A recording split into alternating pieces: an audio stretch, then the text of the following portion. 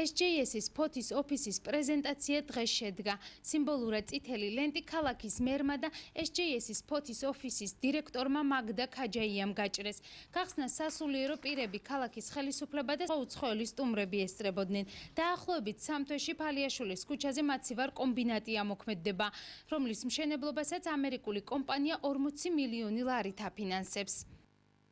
დღესდღეობით კომპანიაში მუშაობს 30 თანამშრომელი, მაგრამ ეს რიცხვი რადიკალურად გაიზრდება, იმიტომ რომ რამოდენიმე კვირაში ველოდებით რამდენიმე პროექტის დასრულებას დავიწყებს სასწრაფოს მშენებლობას.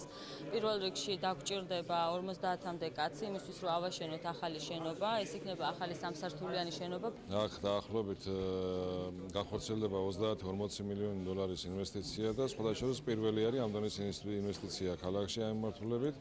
მთავარი ეს არის მოსახლეობის დასაქმება, რაზეც უშუალოდ მიმული არის სოციალური ფონი მისი და მე ვფიქრობ, რომ აღნიშნული პროექტი ერთ-ერთი პირველი, რომელიც მე აღნიშნე, იქნება საბრძოლო დანარჩენი სხვა პროექტის განხორციელებისა.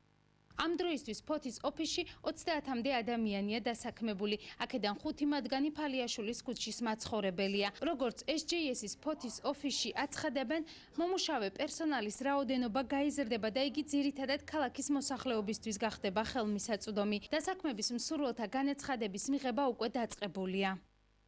უახლოეს 2 თვეში ერთ-ერთ ანგარში უნდა გაუშვათ პროდუქციის გამყინავი აპარატი IQF-ი, მინიმუმ 100 კაცი დასაქმდება. მე უკვე შევხვდი ფალიაშვილის ქუჩის მოსახლეობას, ისინი ჩემთან იყვნენ სტუმრად, შაბათობაც კი მოვაწყოთ ერთად და მე მათ შევპირდი, რომ როგორც კი SJS ფოთს ექნება ვაკანსია, აუცილებლად პრიორიტეტს მივანიჭებ ამ ქუჩის მოსახლეობას. მსგავსი მაცივრის აშენება ფოთის შემდეგ ქუთაისში, თბილისსა და ბათუმშიც იგეგმება. როგორც ხელმძღვანელები აცხადებენ, მათი მიზანი არა მარტო უმაღლესი დონის მაცივრის აშენება, არამედ მისი თანამედროვე სტანდარტების შესაბამისად აღჭურვაა.